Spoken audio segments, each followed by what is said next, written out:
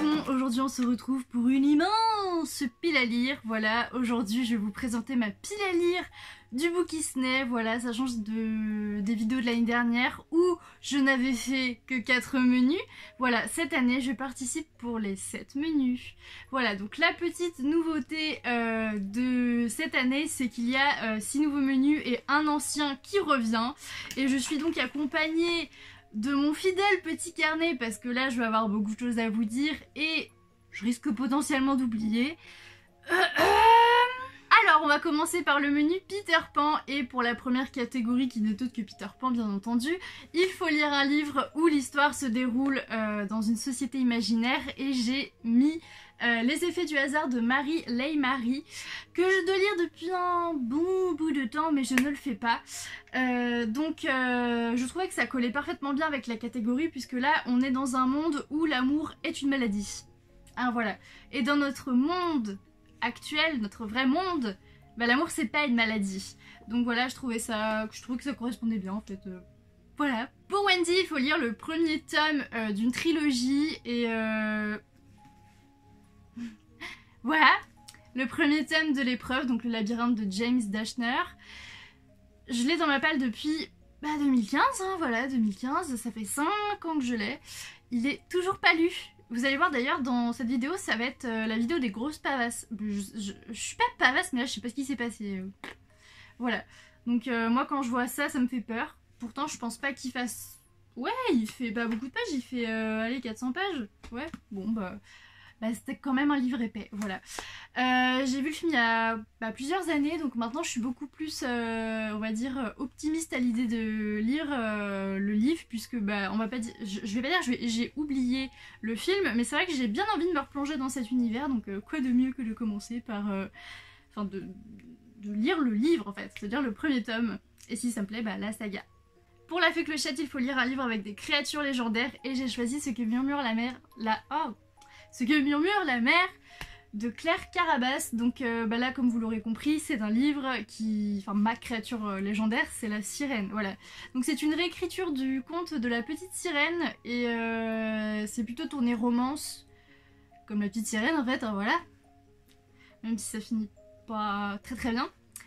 Voilà, donc j'ai hâte de voir ce que ça va donner. Pour le capitaine Crochet, il faut lire un livre où le personnage a une particularité physique et je n'ai pas encore le livre en ma possession puisque je ne l'ai pas encore acheté, mais ça ne va pas tarder parce que c'est pareil, c'est un livre que j'ai envie de... un livre et un film que j'ai envie de découvrir depuis un petit moment, mais je veux absolument commencer par le lire. Donc il s'agit de Wonder de... je ne sais plus l'auteur, mais ce sera écrit de toute manière sur la petite photo. Donc la particularité physique de ce personnage en fait c'est qu'il a une malformation et c'est pas une catégorie que je voulais on va dire cruelle en fait, c'est vraiment une catégorie bienveillante parce que voilà ça permet de lire des livres avec des personnages qui ont une particularité physique et de les accepter comme ils sont. Voilà, donc moi je pense que Wonder ça va être très dur à lire, voilà, ça va être je pense très dur psychologiquement mais j'ai quand même hâte, voilà, de voir ce que me réserve ce petit personnage et la force de caractère qu'il a. On passe maintenant au menu Hercule et pour la catégorie Hercule, il faut lire un livre où le personnage veut sauver le monde. Du coup, j'ai pris Stéréotype de Gilles Abière, je ne sais pas comment ça se dit. Donc c'est pareil, hein, c'est une jolie petite pavasse. Et ce que j'aime beaucoup en fait dans cet univers là c'est que les gens sont classés par type de personnalité en fait. En fait les personnalités, il y a différents types de personnalités qui sont nommées par des numéros et du coup voilà. Ça me paraît super bien et du coup en fait ce qu'on cherche ce que le personnage cherche dans ce livre c'est la liberté et c'est là où je veux parler où je fais référence du coup à sauver le monde, voilà, parce que ce n'est pas possible de vivre comme ça classé. Pour Megara la couverture doit être violette ou dans les tons pars mais du coup j'ai pris La fille sans nom de Maëlle Fierpied. Voilà, donc, oh là là, ça brille, c'est trop beau. Il est magnifique ce bouquin, C'est trop beau. Bon, ok, il y a du jaune, mais il y a quand même une majorité... Il y a majoritairement une vague de violet. Voilà, donc je trouvais qu'il correspondait parfaitement. Non mais regardez ça là. Oh, mais c'est complètement fou. Et aussi, je dois vous avouer que le résumé me tente vraiment beaucoup. Pour faire un bref résumé du résumé, on va suivre une jeune fille qui part travailler chez quelqu'un et ça se passe pas du tout comme prévu. Elle est, on va dire, employée comme une esclave en fait. Et du coup, ça me tente beaucoup. J'ai vraiment hâte de découvrir ce petit bouquin. Hades, le résumé te fait frissonner, donc j'ai choisi Winter People de Jennifer McMahon. Alors... Il faut savoir que je suis une grosse froussarde, mais vraiment, hein. Je suis une grosse flippette, donc ça là qui parle notamment de mort, hein, voilà, possiblement aussi de magie, de sorcellerie, de revenants, de monde, on va dire, enfin d'époque parallèle. Ah, ça si je lis ça la nuit, bah je vais pas être bien, voilà. Donc j'avais plusieurs livres comme ça, mais j'ai vraiment trouvé que celui-ci c'était le plus horrible. Voilà, donc j'ai hâte de le découvrir en journée, pas la nuit. Pour la catégorie les 5 muses, il faut que le personnage pratique un loisir, en fait, une activité. Et du coup j'ai choisi Les optimistes meurent en premier de Suzine Nielsen. Donc ici, le personnage s'inscrit à un atelier thérapeutique de théâtre, voilà, c'est un atelier de théâtre mais qui a pour but d'aider les élèves à aller mieux en fait, voilà, donc ça correspond parfaitement. On passe au menu Merlin l'Enchanteur et pour la catégorie Merlin, il faut lire un livre qui se déroule dans le futur proche ou lointain et j'ai choisi Les Sentinelles du futur de Karina Rosenfeld, donc franchement ça correspond parfaitement vu que ça se passe en 2359. Voilà, donc là on est dans du futur lointain, donc ça rentre nickel. La catégorie Arthur, il faut lire un livre historique et du coup j'ai choisi L'Enfant d'Oradour de Régis Delpech. Donc c'est vraiment un livre qui est très court et qui me fait de l'œil depuis un bon moment, mais je l'ai toujours pas sorti, donc là ça va être vraiment l'occasion. Il est tout petit. Waouh, mais c'est écrit géant, je l'avais pas vu. C'est écrit énorme. Et ça va se lire hyper vite ce truc, hein, la vache. Enfin moi ça me va très bien, hein, mais waouh. Bon bah voilà. Pour Madame Mime, il faut lire un livre où une maladie touche la population et j'ai décidé de prendre Yardam de Valérie Wallenstein. Donc, putain mais la pavasse quoi, la pavasse. Il me tente vraiment énormément, mais à chaque fois les pavasses j'ai du mal parce que je sais que ça va être long à lire. Et moi j'aime bien changer fréquemment de lecture. Mais il me tente tellement. Donc là en fait on est sur un virus sexuel qui se transmet sexuellement. Ça me tente mais de fou. Et pour l'épée, donc les personnages sont en quête d'un objet précis. J'ai pris la Symphonie des Abysses de Karina Rosenfeld. Encore Karina Rosenfeld en fait. Donc le tome 1.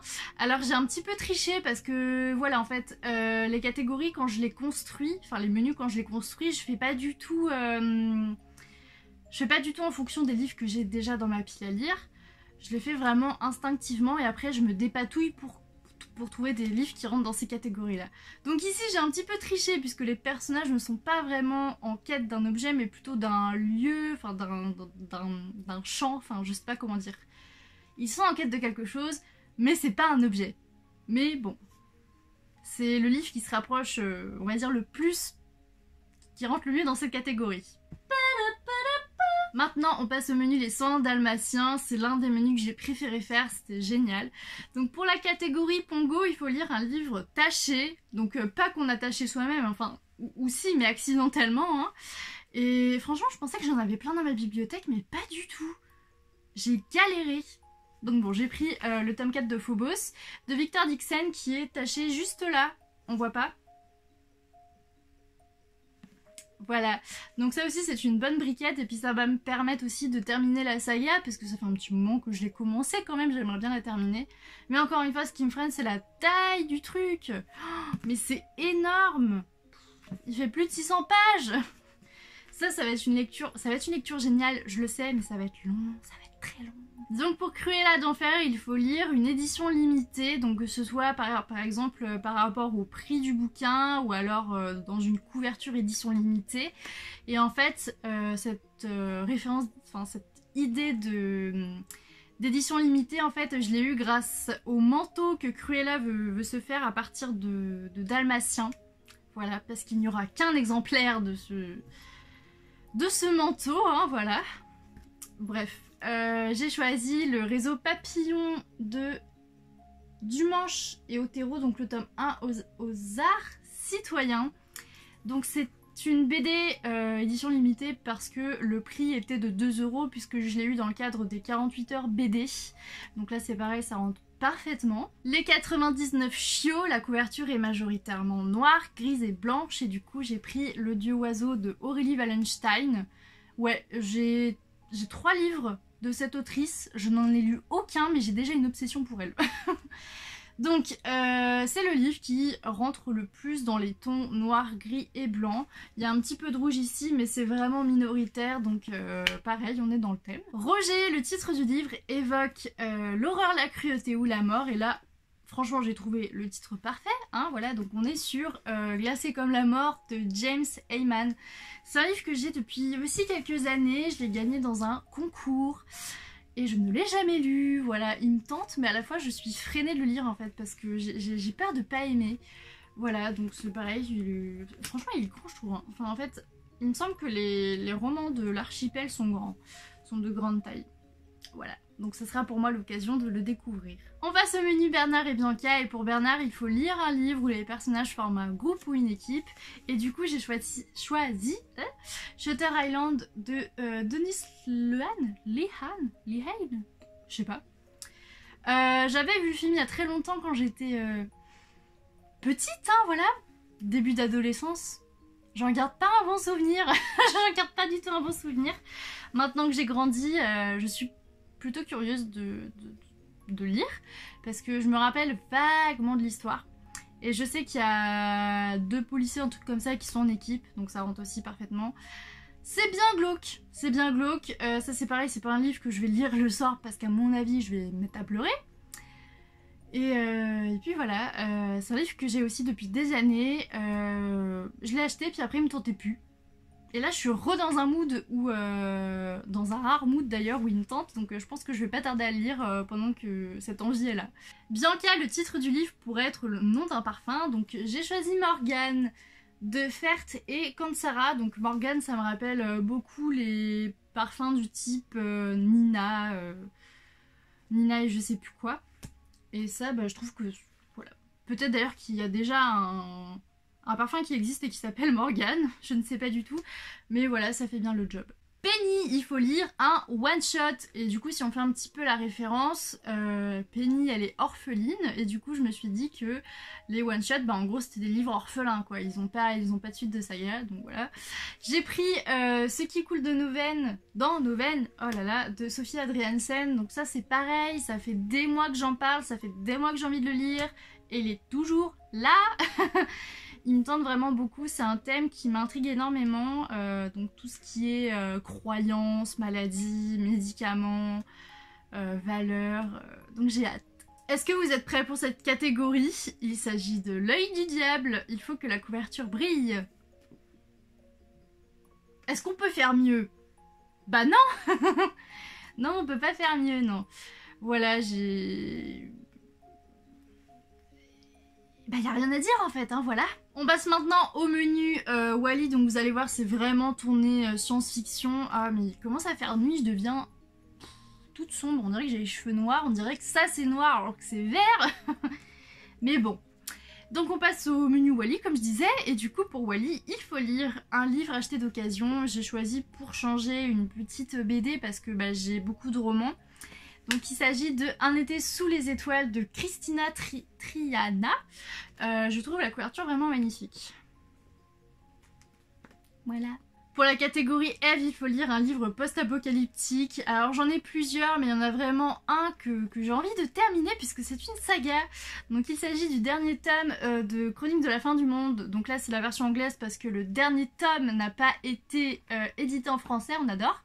Donc il s'agit de The Shade of the Moon de Suzanne Pfeffer. Voilà, et comme je vais avoir une année assez légère niveau cours, bah j'ai plus anglais en fait d'ailleurs, bah c'est carrément l'occasion justement de prendre le temps de lire ce petit livre en anglais, et surtout que j'adore cette saga et j'ai vraiment envie d'avoir le fin mot. Donc voilà. BNL, l'histoire est en lien avec l'avancée technologique, donc j'ai pris Jingo de Sarah Cohen-Scally, qui... Voilà. Je ne sais plus du tout pourquoi il rentre dans cette catégorie-là, mais si je l'ai mis dedans, c'est qu'il y a une raison. Il me semble que ça parle d'avancée technologique dans le sens où c'est vachement robotisé, vachement surveillé. Voilà. Pour la dernière catégorie, je vais avoir vraiment du mal à prononcer le nom, donc je vais regarder sur mon petit carnet. Donc la dernière catégorie, c'est Capitaine B. McCrea. Donc il faut que les personnages vivent sur une autre planète que la Terre, et du coup j'ai pris Colonisation, le tome 1, Les naufragés de l'espace de Philippi et Kuka. Donc ici les personnages, il me semble, partent de la Terre pour aller sur une autre planète pour visiter ou analyser ou je sais pas trop quoi. Donc pareil, on est dans de la science-fiction, voilà. Et du coup cette année le menu qui est revenu, hein, voilà, c'est un menu de la première édition du Bookisney, et bien c'est Alice au Pays des Merveilles. Donc le premier, Alice, il faut lire un roman jeunesse et j'ai choisi le 5e tome de Sauveur et Fils de Marion Muraille parce que je viens de voir que soit le tome 6 était déjà sorti, soit il va bientôt sortir. Et que bah c'est vraiment une saga détente, voilà. Donc ça fait du bien d'avoir ce type de lecture dans sa bibliothèque. Donc Le Lapin Blanc, un livre que tout le monde a lu sauf toi, et ça fait référence en fait au fait que bah on n'a pas lu un livre qui a été beaucoup aimé, donc on est entre guillemets un petit peu en retard sur le reste des lecteurs. Et du coup, je sais que quand je l'ai montré une fois en book haul, vous avez été nombreux à me dire mais il est génial. Donc c'est Aristote et Dante découvrent les secrets de l'univers de Benjamin Alire Sáenz.